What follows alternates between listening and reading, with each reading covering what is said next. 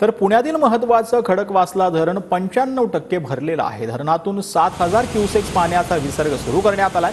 मुळा मुठा नदीमध्ये पाण्याचा विसर्ग करण्यात आलेला आहे। विसर्ग सुरू झाल्यानं नदीच्या पाणी पातळीमध्ये मोठी वाढ होताना पाहायला मिळते।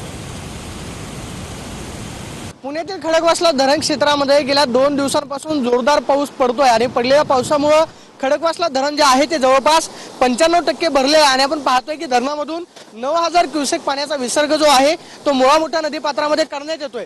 धरणाचे सगळे 11 दरवाजे जे आहेत ते उघडण्यात आलेले आहेत आणि धरण क्षेत्रामध्ये असं विहंगम असं दृश्य जे आहे ते पाहायला मिळतंय। सकाळपासून पुणेकरांची गर्दी जी आहे ती खडकवासला धरणावरती होते। आपण पाहतोय की धरणावरती सकाळी पुणेकरांची गर्दी जी आहे ती या संपूर्ण परिसरामध्ये झालेली पाहायला मिळते। दुसऱ्या बाजूला आपण पाहतोय की 9000 क्युसेक पाण्याचा विसर्ग जो आहे तो या मुळा मुठा नदीच्या पात्रामध्ये करण्यात येतोय। जर कदाचित पावसाचा जोर असाच राहिला तर मग मात्र पाण्याचा विसर्ग जो आहे तो सुद्धा वाढवण्यात येऊ शकतो। मात्र आपण पाहतोय की सध्या 9000 क्युसेक पाण्याचा विसर्ग जो आहे तो खडकवासला धरणामधून मुळा मुठा नदीच्या पात्रामध्ये करण्यात येतोय।